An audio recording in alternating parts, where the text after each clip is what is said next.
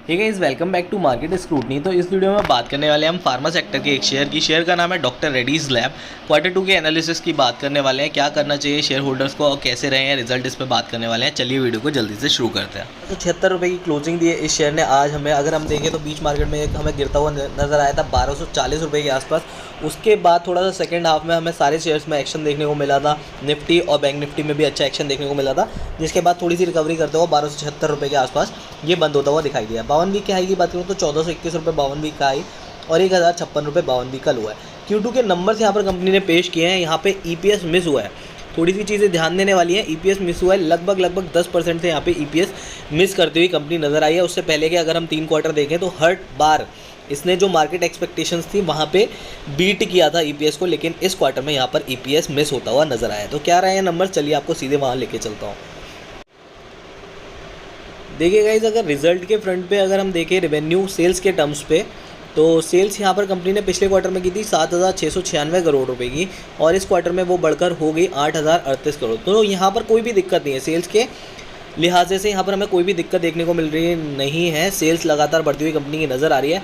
मैं बात करता हूँ अगर नेट प्रॉफिट की, तो पिछले क्वार्टर में कंपनी का जो नेट प्रॉफिट था वो था 1392 करोड़, जिसके अगेंस्ट में इस क्वार्टर में कंपनी का जो प्रॉफिट आया है वो आया है 1342 करोड़ का। अगर सेम क्वार्टर हम पिछले साल का देखें तो 1482 करोड़ के अगेंस्ट में यहाँ पर 1342 करोड़ रुपए का कंपनी का प्रॉफिट आता हुआ नजर आया है। अगर हम ईयर ऑन ईयर बेसिस पे देखें तो यहाँ पर हमें लगभग गिरावट देखने को मिलती है 10% के आसपास की, और Q on Q बेसिस पे देखें तब भी 3 से 4% के आसपास की गिरावट हमें देखने को मिलती है।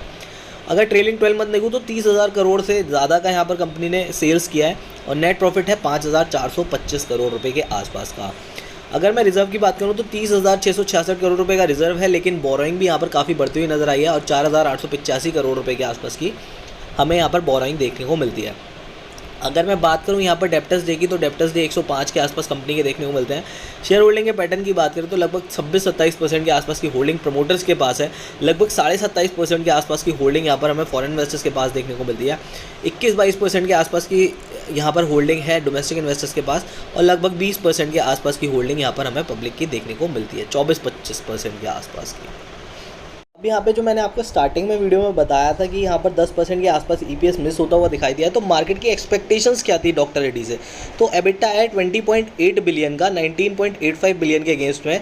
जो एस्टिमेशन था वो मार्केट का 21.6 बिलियन के आसपास का था। तो यहाँ पर हमें मिस देखने को मिल रहा है। जो मार्केट की एक्सपेक्टेशंस थी उससे यहाँ पर मिस कंपनी करती हुई नजर आई है। एबिटा के मार्जिन की बात करूँ तो 25.83% के आसपास के मार्जिन है, लेकिन 28% के आसपास के मार्जिन यहाँ पर एक्सपेक्टेड थे। तो अगर मैं बात करूँ एबिटा के फ्रंट पे भी, तो यहाँ पर भी हमें मिस देखने को मिल रहा है, और अगर मैं बात करूँ एबिटा मार्जिन के हिसाब से भी, तो भी यहाँ पर हमें मिस देखने को मिल रहा है। Company approve fund infusion via investment in shares of unit for up to 6 billion rupees. इसके बाद अगर हम देखें तो यहाँ पर जो रेवेन्यू है 80.3 बिलियन का यहाँ पर कंपनी ने पोस्ट किया है। 69 बिलियंस के अगेंस्ट में 77 बिलियन का एक्सपेक्टेशंस था।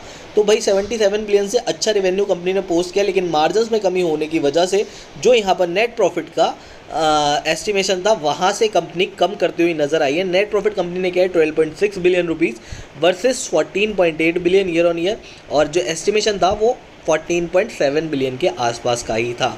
क्वार्टर एंड क्वार्टर के बेसिस पे देखें तो 13.9 बिलियन के आसपास का कंपनी ने किया है। तो भाई अगर मैं बात करूं तो सिर्फ रेवेन्यू के फ्रंट पे कंपनी ने एस्टिमेशन को बीट किया है, बाकी नेट प्रॉफिट एबिटा मार्जिन्स के अगेंस्ट कंपनी यहाँ पर खराब प्रदर्शन करती हुई नजर आई है। तो एक्सपेक्ट क्या कर सकते हैं भाई शेयर में, मेरे को लगता है कि बहुत ज़्यादा तो नहीं, लेकिन हाँ 2.5 से 3% के आसपास ये शेयर हमें कल कमज़ोर दिखाई दे सकता है।